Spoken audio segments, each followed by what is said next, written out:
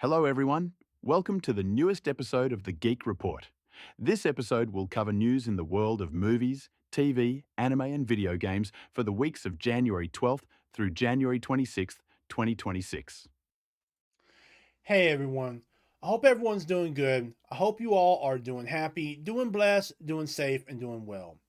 Welcome to your Geek Report for the weeks of January the 12th through January the 26th of 2026. I hope you guys are staying warm during this cold winter season. So, we're going to start off in our movie and TV segment.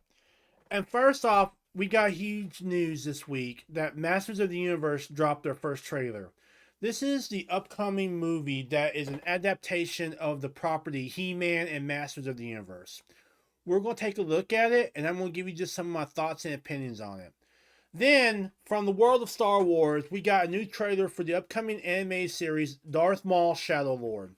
We're going to take a look at it, and I'm just going to let you know what I think about it overall in terms of just how it looks, how it feels, all that. Then we're going to move on and talk about Kathleen Kennedy. She has finally left Lucasfilm. After 14 years of being in charge of Star Wars and numerous other properties, she's gone. She walked out. It's claimed that she retired, that she's going back to just producing. But I think there's more going on here. But I'm not going to talk about that right now. But anyway, Dave Filoni will be taking over the creative side of things at Lucasfilm. Basically, he'll be handling the stories and the talent of Lucasfilm. And Lin Brennan will be taking over the financial side of things, the money side of things. I'm going to talk a little bit about what this all means and how big of a news this is for not only Star Wars fans, but fans of many other properties that Lucasfilm owned. Then we're going to talk about our gaming news segment. And we're going to talk about the game that just would not die, Marathon. Marathon dropped a new trailer this past 2 weeks. We got a new release date as well as a pre-order bonus. I'm going to take a look at this trailer and basically just give you my overall thoughts and impressions of this game that just would not die. You know, 1 minute the game is dead, the next is back online. I mean, this game just would not die. And I give it complete and utter credit for that.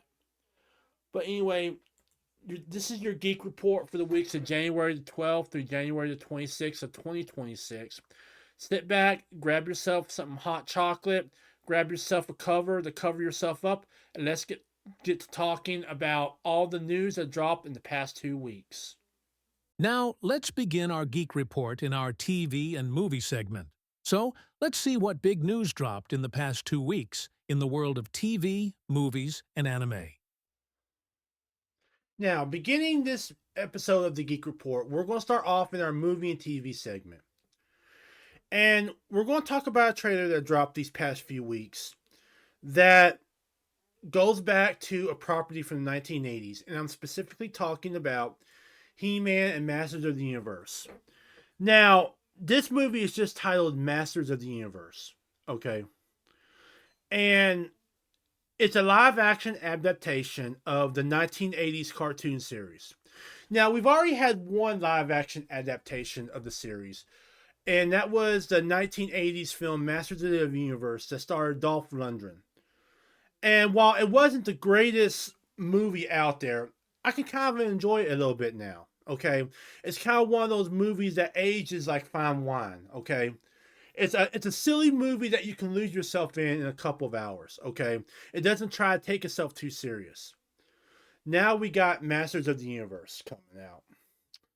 And from what I saw of the trailer, they're trying to incorporate many different elements from all the iterations of He-Man. Whether you're talking about the cartoon shows, the movie that came out, or even the more recent iteration of Masters of the Universe Revelations. So let's take a look at the trailer, and I'll give you some of my thoughts and opinions on it.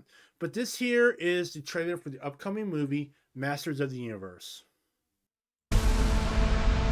All that stuff that only exists in legends and bedtime stories. Okay, first off, from what I'm seeing here, they have done Castle Grayskull right. All right. And that was something that was a real concern for me because I wanted to have that iconic image of the skull on the castle. Okay.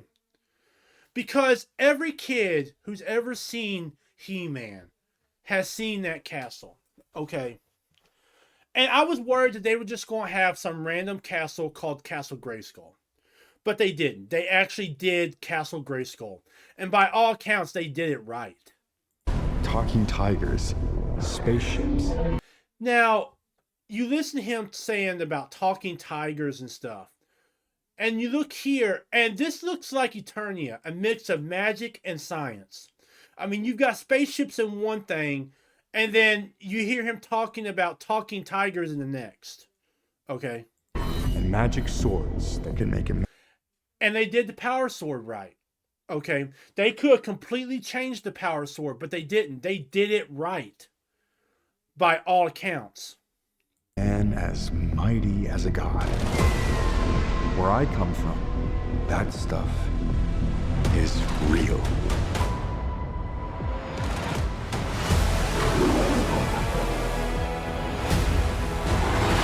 Why did you send me away?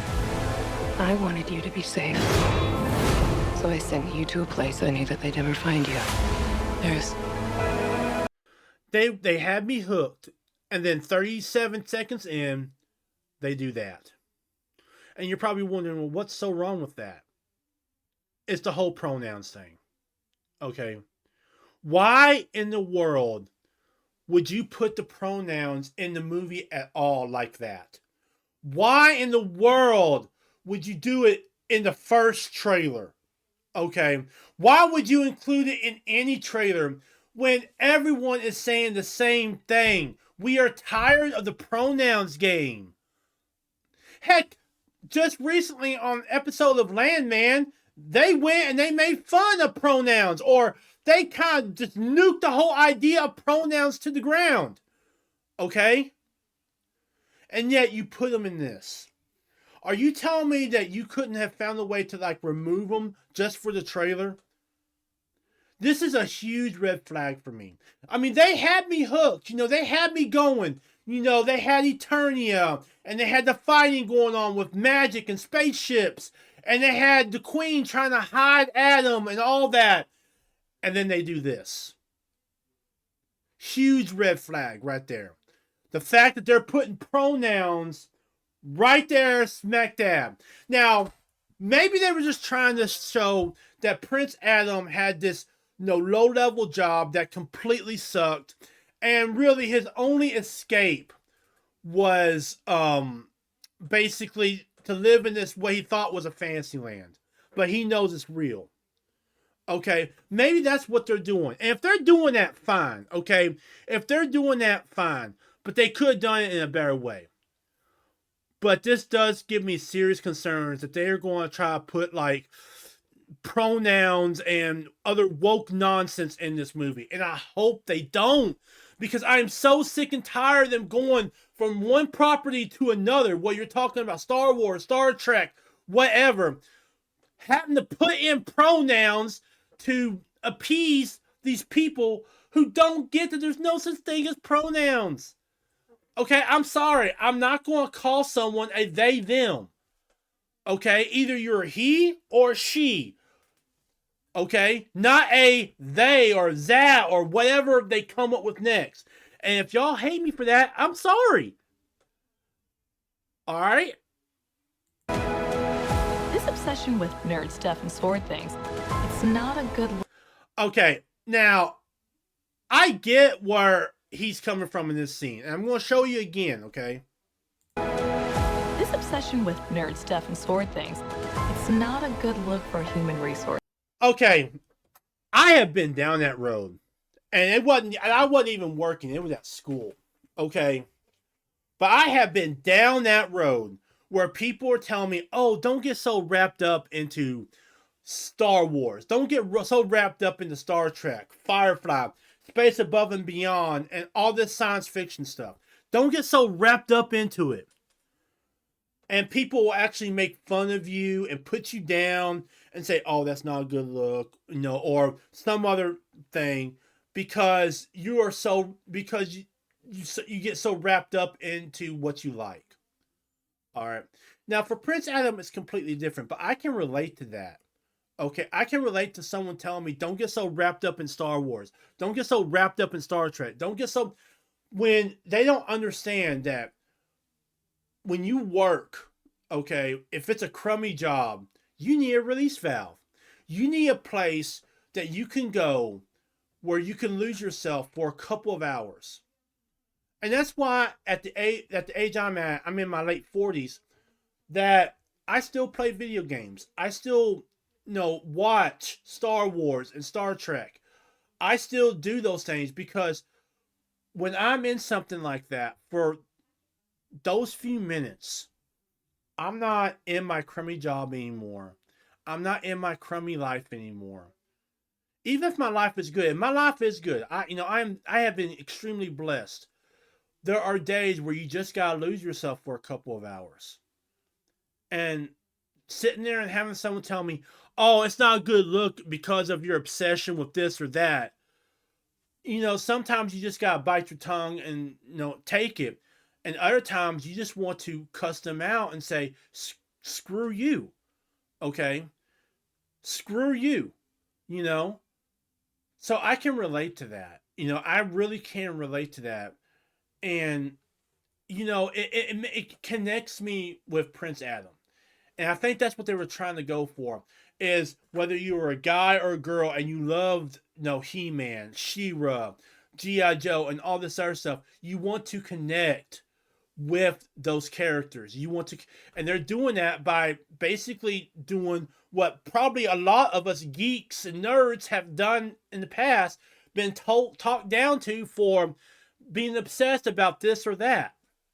So I can relate to that. It's just they had to put the freaking pronouns 37 seconds into the trailer. I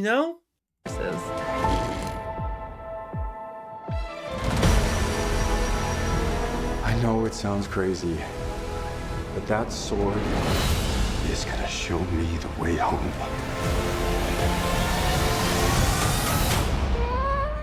Sir, you can't do that. Don't worry, the sword's mine.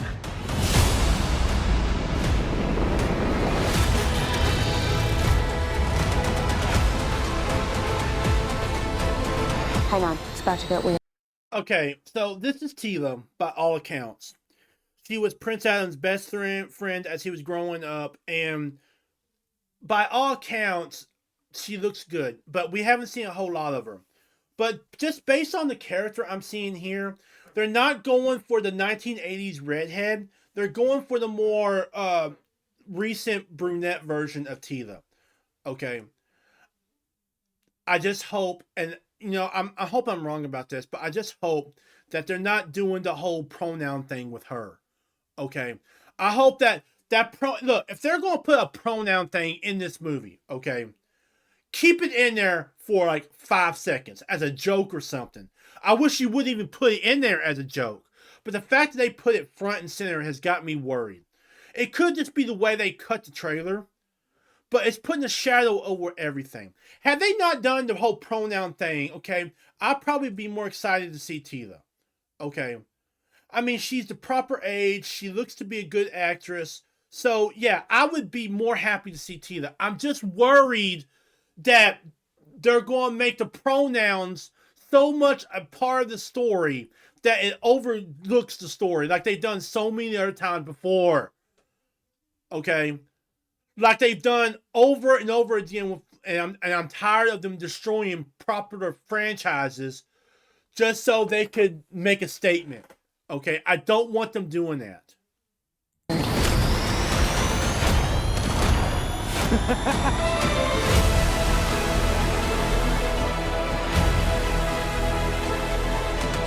Okay, originally when I saw this trailer, this was a red flag for me, but now it's a question mark. So you see all the characters from He-Man, Masters of the Universe that I know, okay? You've got Tila, you've got Prince Adam, you've got Man of Arms. Over here, you got Cringer, He-Man's tiger, but Battle Cat. I don't recognize this guy, the android. I don't recognize him. But when I first saw this trailer, I was concerned because they made Idris Elba out to be Man of Arms. When I first heard this and first saw the trailer, I was concerned because in the He-Man lore, Man of Arms is supposed to be Teela's father. Okay. But the more I looked at it and the more I started looking backwards towards He-Man lore, the more I realized that Teela was Man of Arms' adopted father in some instances. Idris Elba has done these type of characters before where they've been race swapped. If you want to look back to Thor, Thor was race swapped. Not for Idris Elba, but there was a character in Thor that Idris Elba played that in the comics was white. Okay. When I originally saw this trailer, I got worried because they brought Idris Elba in as Man of Arms. But after remembering about Idris Elba doing this type of thing before and actually knocking it out of the park, I think I'm not. It's no longer a red flag; it's a question mark. Okay, is if he can do it again. All right, Idris Elba is a great actor. He is a full-on great actor, and he proved that in Thor: The Dark World when he did the character he did. And you didn't see color. You just saw a great actor. You just saw a great moment. You just saw a great person doing something. Okay? And originally, when I saw this, it was a red flag because I remember Teela being Man of Arms' daughter. But if you look back through some of the iterations of He-Man, you've come to find out that Teela is his adoptive daughter. Okay? So on that front, and after reading that, I can accept Idris Elba being more Man of Arms than I could before. Okay? And I hope they do make that clear in the movie, that Teela is his adoptive daughter, not his biological one. Because if they sit there and make it his biological daughter, okay, I think that will cause problems for the movie. But if they sit there and say, she's my adoptive daughter, I've taken her in, trained her, etc., then I think that it'll be more like, okay, we can handle that. So Idris Elba playing Man of Arms, and I know this has been like a big thing around stuff, is not so much a red flag for me anymore. It's a question mark. And there's another picture of Castle Grayskull. It looks absolutely great. From what appears to be Eternia has fallen, because you see fires everywhere, you see destruction, but somehow Castle Grayskull has still survived. So I'm figuring right here at this point, Skeletor has basically taken over Eternia. Right there, you see the ships. And like magic with science. That's what Eternia is supposed to be about.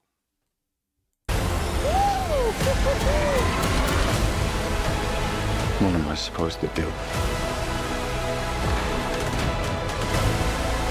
And there's Skeletor. And I want to go back for a moment and show you how they introduced Skeletor, okay? Supposed to do.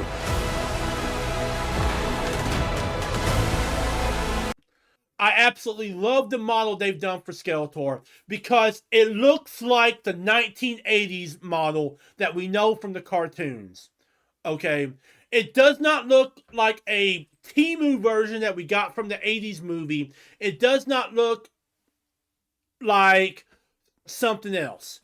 That looks like Skeletor that me and so many others fought in our heads back in the 80s when we were kids. Okay, so I am so glad that they introduced it like this, and I'm so glad they're keeping that model from like the 80s cartoon show and the 80s toys that we all tried to collect. Take the sword. Protect them.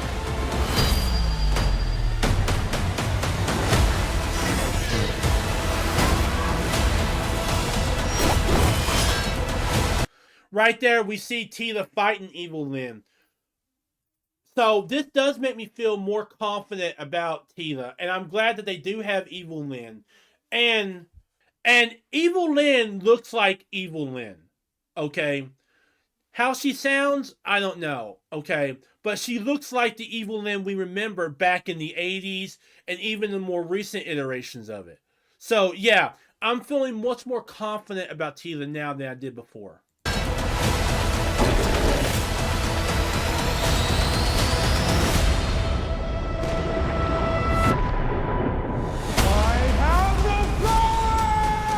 And there it is. If they did not add this to the trailer, this trailer would suck. Because if you ever loved He-Man, if you were a guy and you loved He-Man, you did that. You found a stick on the ground, a piece of board, a broomstick, a mop handle, whatever, and you did that. You held it up in the air and you said, I have the power. So, yeah. I am so glad they did it. I'm so glad they're keeping it in. Okay, I mean, they kept it in the 1980s film. So, yeah. Full on, am so glad they kept this. I am so glad they did not try to change this. Okay.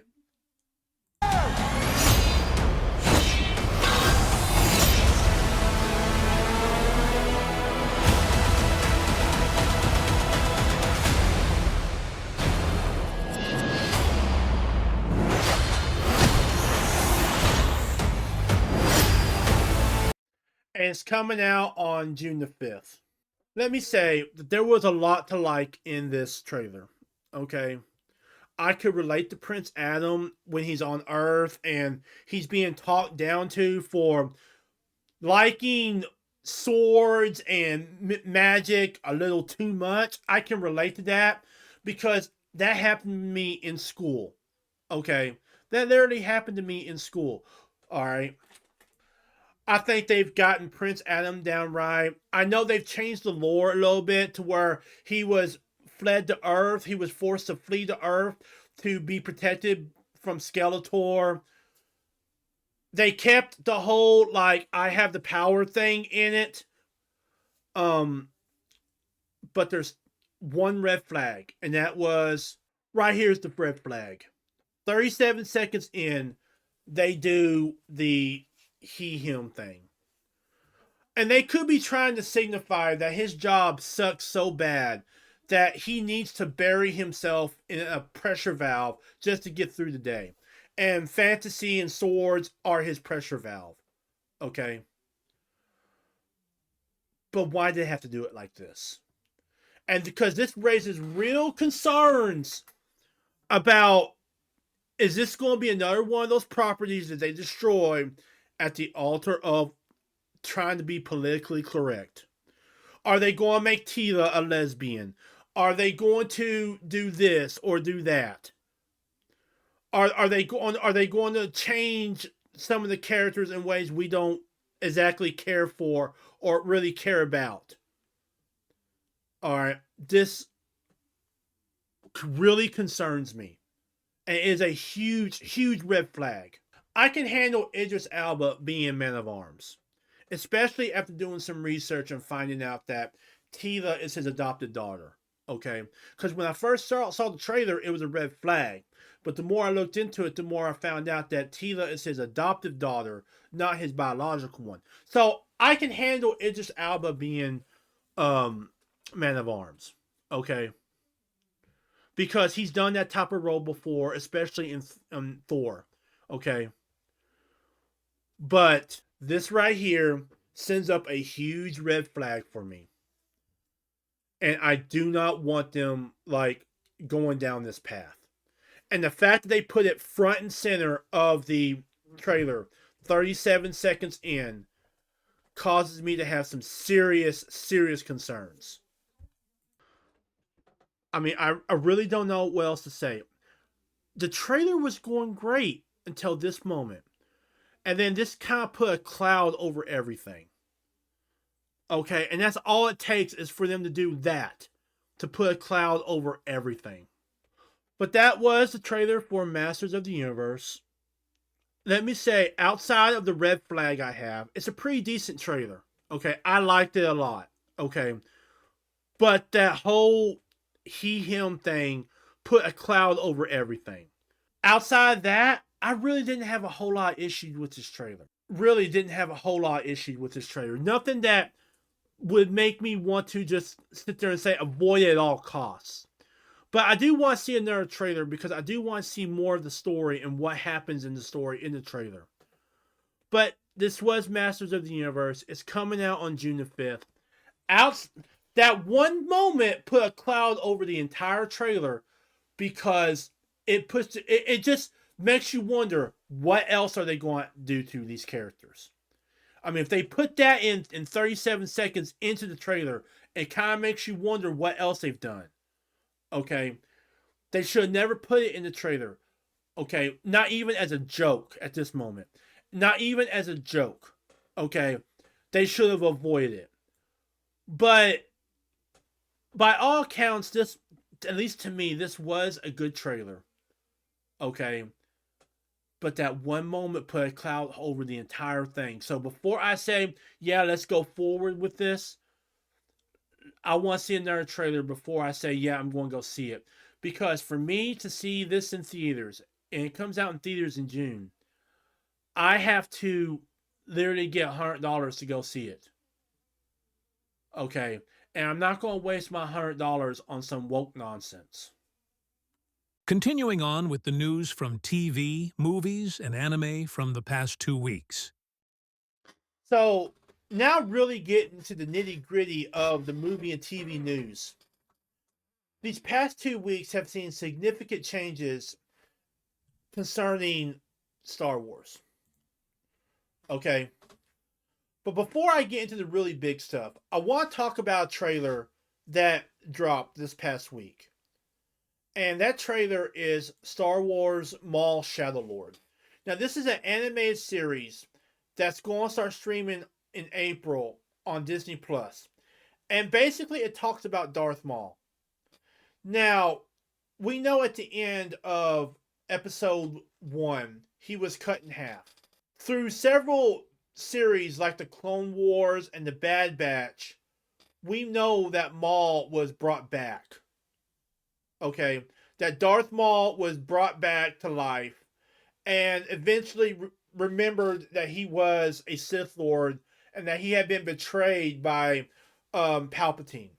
Now, we eventually know how his story ends. In the Bad Batch, Obi-Wan Kenobi kills him.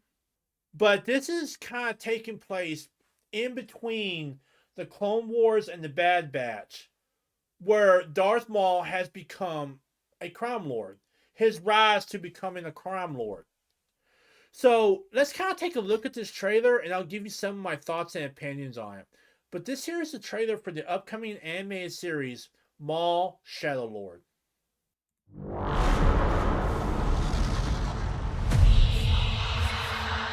Times have changed. I will show you the galaxy for what it truly is. See things from a new perspective. So, he's talking about seeing things from a new perspective. That's got me kind of wondering if perhaps what he's talking about is not from the side of the Republic, not from the side of the Rebellion or the Empire, but as a crime lord. Okay? So I'm thinking that this is his time as a crime lord. You know, we saw this in Rogue One, a Star Wars story. In a very small scene, we saw one of the characters talking to Darth Maul, who basically had become a crime lord. Okay? So I'm kind of wondering how far they're going to take this rabbit hole. Okay? Because we know how Maul's story ends. You know, Obi-Wan Kenobi kills him eventually and makes it stick this time. But are we going to see his rise? Are we going to see him already a crime lord? I mean, where are we going to be at in his story? Okay, because we know he was brought back by his brother. We know that he eventually dies at the hands of Obi-Wan Kenobi on Tatooine. But in between that, he became a crime lord, bent on revenge of Obi-Wan Kenobi. So where in that story are we? Are we seeing his rise, or are we seeing him at the top for him to fall and kind of start focusing more on revenge than crime? Is this what our future holds? Always running. I invite you to look more closely. What are we dealing with? Good question. And I offer you an opportunity.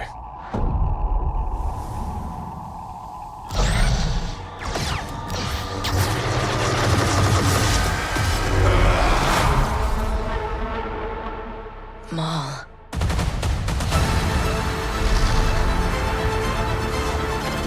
We have all been made to suffer. We survive, but do not live. Okay, so for what I'm seeing here, this is talking about right after Order 66. So I'm thinking Maul is going to play a part in maybe saving the lives of Jedi. Okay. And when I see that, I can't help but think of Cal Kestis. Alright. I'm wondering if they're going to show him in this. Now, we know that he never interacted with Maul in any way, shape, or form as of his story. And if you don't know who Cal Kestis is, he's the more recent character in the Star Wars video games, Star Wars Jedi Fallen Order and Star Wars Jedi Survivor. But I'm kind of wondering if we're going to see elements of those games in with this. Specifically, I'm thinking about Cal Kestis and the Path. Okay? Because we're seeing a lot of Jedi. We're seeing a lot of Force users who are on the run. I'm kind of wondering if maybe Maul, on his rise to becoming a supreme crime lord, is somehow running an underground racket of getting Force users somewhere. Okay? For money, obviously. So I'm kind of wondering if that's going to play into it. If the fact that we're seeing so many Jedi, if the Path is going to play into it. In the Jedi Survivor games, the Path was a group of people who were trying to, keep all the knowledge of the Jedi alive and safe and out of the hands of the Empire, who would corrupt it. Okay? Are they going to play a part in this? By all accounts, what we're seeing here is that very chaotic time just after the rise of the Empire, when there's still some Jedi out there who survived Order 66 and are on the run. People like Cal Kestis, people like Yoda, Obi-Wan Kenobi, Ahsoka, and others. And I'm wondering if somehow he ain't going to play a part in that survival of a mini Jedi. And along the way, kind of trying to convert them into Sith Lords or Dark Force users or whatever you want to call it.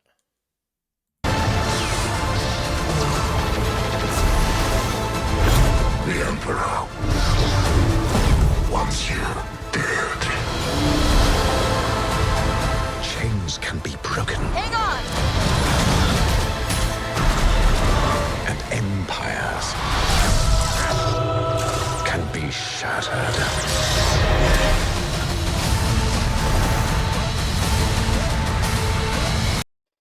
So that was Maul, Shadow Lord. I have a lot of questions about it. It looks good, okay? It looks really good. But where does this take place in his rise and power? We know how his story ended, okay? Obi-Wan Kenobi kills him on Tatooine in one of the episodes of The Bad Batch. We know that in Rogue One, a Star Wars story, he was already a major crime lord, okay? Are we going to see him on his rise to being a crime lord? Or is he already going to be at that pinnacle of being a crime lord? Is he already going to be up there at being a crime lord? Okay. I think that's a question I want answered. It looks good. Okay, it looks really good. The question is, how's the story? All right. Because I'm going to talk about this later. While this has Kathleen Kennedy's fingerprints on it, this would be the first official series to be released after she officially left Lucasfilm. Okay. And while no changes can be made because she did just leave and it is going to start streaming in April, could they have perhaps slipped something in there that's going to show us changes that are going to be made to Star Wars in light of her no longer being there? But yeah, that was Maul Shadow Lord. Comes out April the 6th, 2026. It's going to be streaming over on Disney Plus. I'm curious to see more about this. I'm really curious to see more about this. I just hope they do it right. I hope they do his story right. I hope they do the stories of all the Jedi right. And, and hopefully we will get glimmers of any changes that they are going to be making to Star Wars and Maul Shadow Lord. While there can't be any changes to the show itself, because it is coming out in April and she just left, I think that we could get hints of what they're going to do next in terms of changes to Star Wars and whatnot.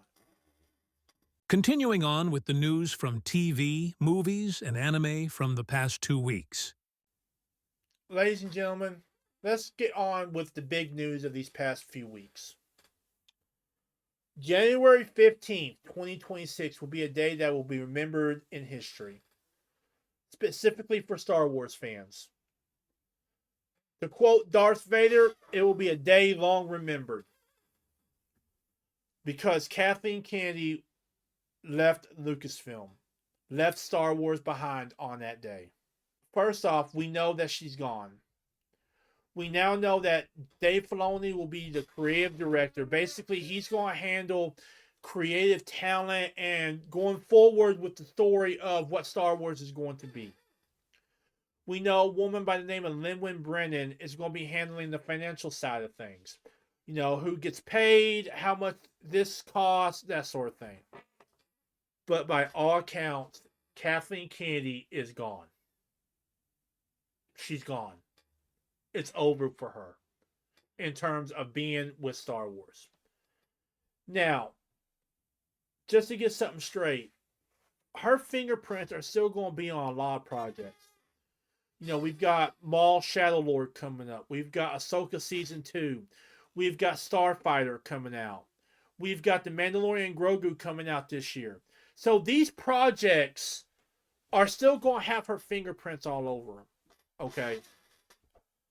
But after that, Dave Filoni is going to have to show us what type of creative director he's going to be. Is he going to be his own creative director, or is he just going to continue following in Kathleen Kennedy's footsteps? Dave Filoni has a rare opportunity here. And I think as Star Wars fans, we have a rare opportunity here for a true revival of Star Wars. Okay? For 14 years. For 14 years, we have all watched as Kathleen Kennedy slowly but surely destroyed Star Wars.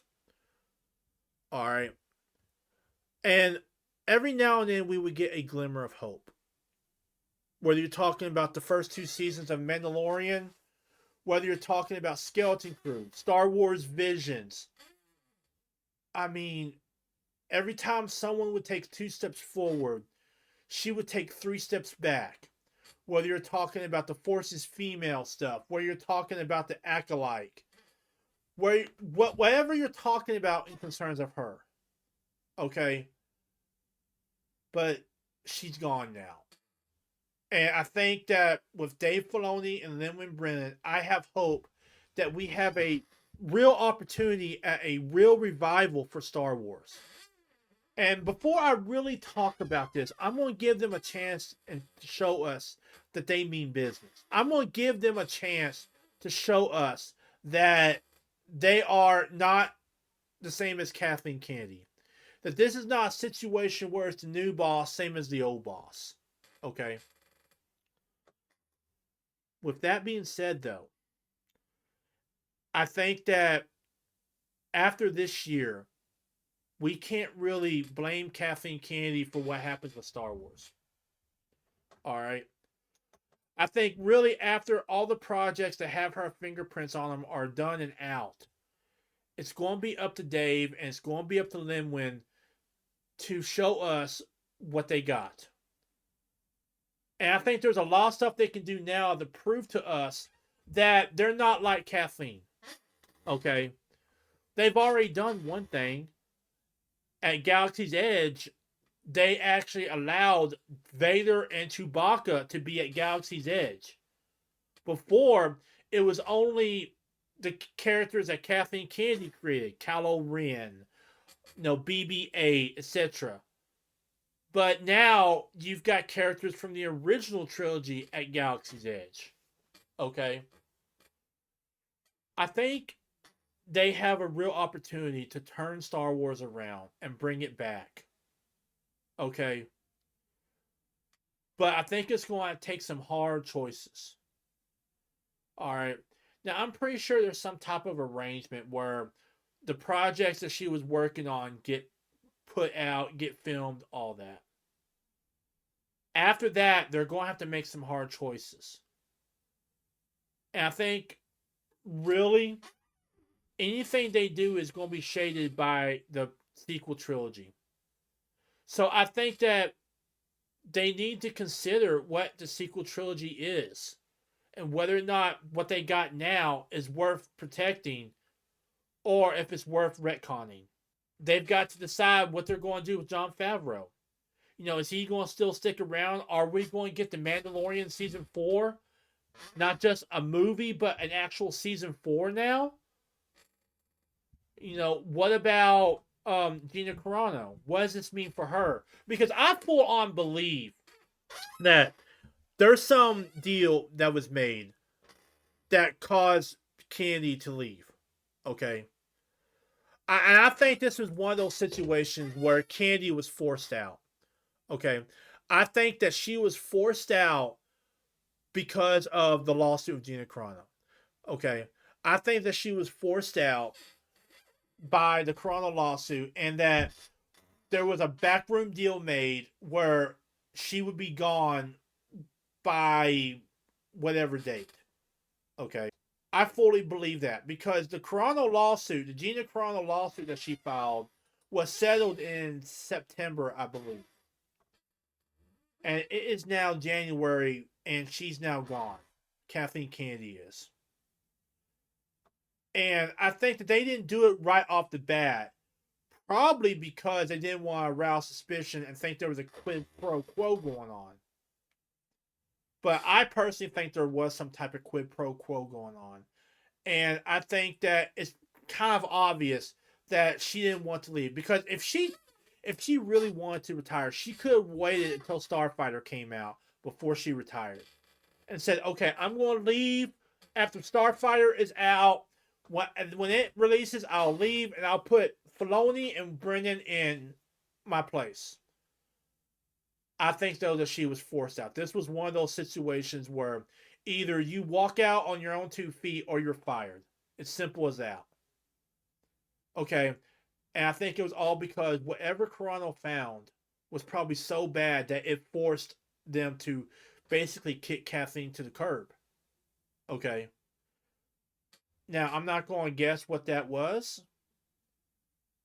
But whatever it was, it must have been pretty bad. Especially given the power that Kathleen Kennedy had in Hollywood. But now that kind of leaves us with a situation where there's these projects that still have her fingerprints on them. And we got Dave Filoni and Lin-Manuel Brennan now taking over the helm of Star Wars. So I think we got to give them time to really show us whether or not they're going to go in a new direction or if they're just going to follow the same direction that Kathleen Kennedy did. And I think that with Kathleen Kennedy's departure, that Filoni, that Brennan, and whoever else Filoni keeps on at Lucasfilm and Star Wars, that whatever direction they take gives us a real opportunity for a true revival of Star Wars. I just hope that Filoni and the rest of them have the strength to take it and not just keep going down the same road that has been dragging Star Wars down for 14 years. Because if they don't, then it's the final death knell in Star Wars. Okay? This will be the final nail in Star Wars if they just keep going down the same path that Kathleen Kennedy went down. But I don't think they really can do anything right now either. I think after Starfighter, that's when they're really going to start being able to do stuff. But right now, they've got to start showing us that they're going to be different than Kathleen Kennedy. They did that with the Galaxy's Edge stuff. I just hope that there'll be other things they can do this year that will show us as well. Now moving on, let's move on to this episode's video game segment. So, let's see what news dropped in the past 2 weeks in the world of video games. Now, moving on, let's talk about our one and only story in our gaming news segment. And that is Marathon. And to be quite honest with you, Marathon is a game that just would not die.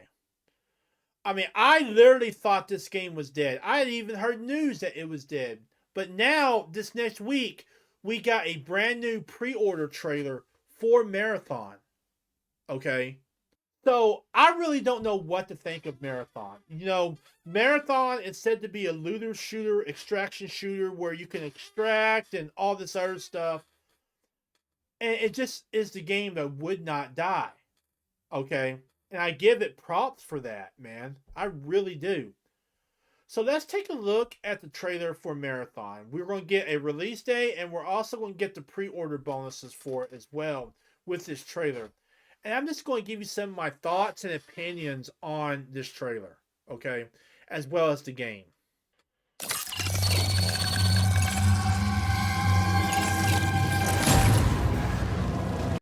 Okay, first off, it already looks beautiful, okay?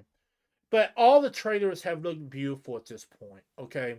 But I give it props for still keeping that aesthetic of just looking absolutely beautiful.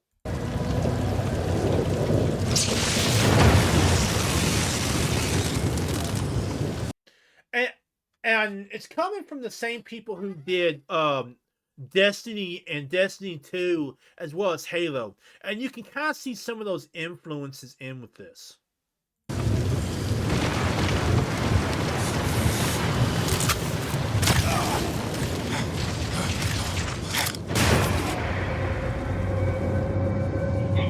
Tau City is dying. I mean, it's coming from Bungie. You know, Bungie has made some incredible games. They did Halo and they did Destiny, both Destiny 1 and Destiny 2. So, this has a decent pedigree behind it already. Poison. Its secrets.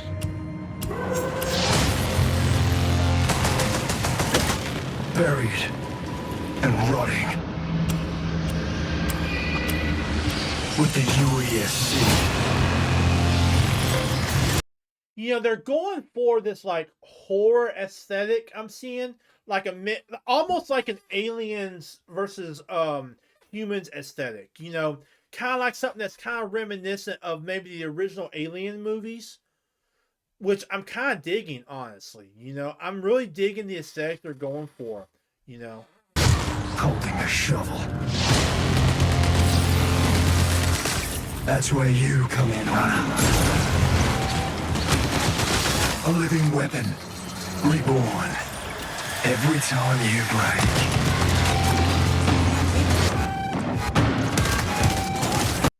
Okay, that alone, that whole entire sequence right there, tells me that this game is going to be a movement game.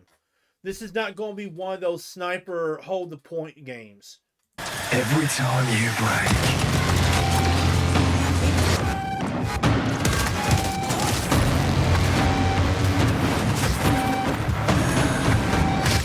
truth is in your hands. Survive or die.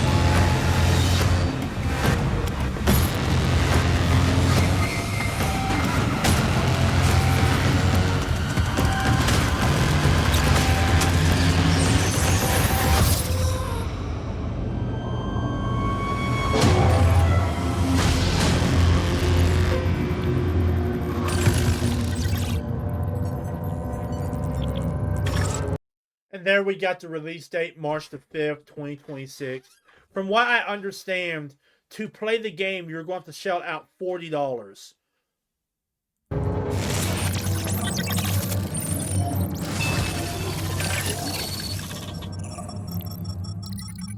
And there you got the collector's edition for it. So my first concern is the price. I don't have a problem with $40, okay, if the game is good. In fact, I think $40 will probably be a good point towards this because, you know, when you have a free-to-play game like Fortnite or DMZ over in Call of Duty, even Battlefield with its RedSec thing, you have a lot of hackers who just want to come in and ruin things. You have a lot of cheaters who just want to come in and ruin things. But when you have some type of price point, $40 price point in this case, I think it limits what they can do. I think it limits the reason for them to come in. Because I really believe that most will not come into a game for $40 just to cheat and hack and make themselves feel powerful. I think that they'll stick to the more free games that are out there. All right. But I'm worried about the microtransactions. Because any game like this, there's going to be microtransactions. Okay? It don't matter what type of game it is. And so I'm hoping that with a $40 price point, that the microtransactions will not be that expensive at all. That the microtransactions will maybe be $10 for a pack and maybe allow you to buy singles like Fortnite does. So that is my concern right there in terms of microtransactions. Because to be honest, gamers are tired of being nickeled and dimed. Simple as that. Gamers are tired of being nickeled and dimed. Okay? And if Marathon makes it out like they're trying to nickel and dime us and squeeze every penny out of us when we don't have any more pennies to squeeze out of us, then this game is going to fall flat on its face. But if this feels more like a protection against hackers and cheaters than it does just trying to nickel and dime us, then there could be some success with Marathon. Okay? Especially if they keep the cheating and the hacking to a minimum. But yeah, Marathon is coming out this March. I really don't know what to think of this game at this time. It looks good, and I've seen some dev diaries about the different types of suits you'll be able to wear that have different abilities and whatnot. But this feels like a movement game. This truly does feel like a movement game. So, yeah, I really don't know what to think of Marathon at the time. But I'm going to wait and see what happens. You know, hopefully Bungie can still have that magic that created Halo and Destiny and give us a great shooter with looter and extraction elements. Or it could just be another example of another studio just trying to nickel and dime the gamer for every penny they have when they don't have any more pennies to give. Okay? It's all going to depend on the microtransactions and whether or not they are just cosmetic and not just pay to win, and how much the microtransactions will cost. If the microtransactions don't cost all that much, if they're in there, I haven't really heard word one about whether or not they're going to be in there, but I'm going to assume they're in there. If they're like really expensive and there ain't really no ways to earn a whole lot of these skins and whatnot, then it's going to feel less like protection against cheating and more about Bungie trying to nickel and dime us. But if it's not that, if the microtransactions are not that a lot, if you don't have to buy bundles, you can just buy single skins and colors for your runner and all that stuff, and they're not that expensive, then it will start feeling more like a protection against hackers and cheaters, and less like Bungie trying to nickel and dime the player base. Well, ladies and gentlemen, that was your Geek Report for the weeks of January the 12th through January the 26th of 2026. To kind of review what we talked about, we first started off in our movie and TV segment, and we talked about the He-Man and Masters of the Universe trailer. Now, this movie is basically called Masters of the Universe, but to me, it will always be He-Man and Masters of the Universe. All right, I talked about the trailer itself, some of my thoughts and opinions, and overall what I thought of the trailer. Then we moved on to Darth Maul Shadow Lord. I got some pretty decent feelings from Darth Maul Shadow Lord. It looks to be really good, but there's also a lot of questions concerning it. I talked about those questions, showed you the trailer, and basically just talked about what I thought. Then the really big news that we talked about this week was that Kathleen Kennedy had left Lucasfilm, and that Dave Filoni was taking over the creative side of things, while Lin Brennan will be taking over the financial side of things. I didn't really talk a whole lot about this, but I gave you some of my thoughts and opinions as of right now, because later on, after a couple of months, we're going to see what these two can do, and then I'll talk more in depth about it. But I want to give them a proper chance to hopefully start course correcting the damage that Kathleen Kennedy has done over the past 14 years.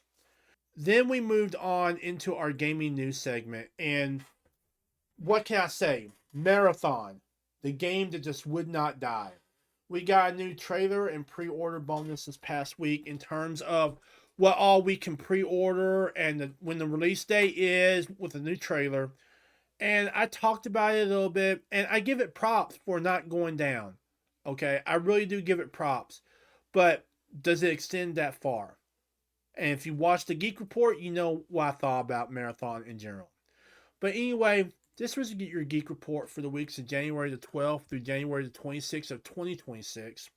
I hope you guys are doing good. I hope you guys are staying warm, staying healthy. I hope you guys are staying blessed. Check out some of my other videos, as well as my other types of videos, as well as my gameplay at the end of this video. I will see you guys in the next video and in the next stream. Laters. Hey everyone, thanks for watching this episode of the Geek Report. I hope you enjoyed it. If you got a moment, please check out my other video sites as well as my social media and give them a like and follow. I will see you all in the next video and the next stream. Laters.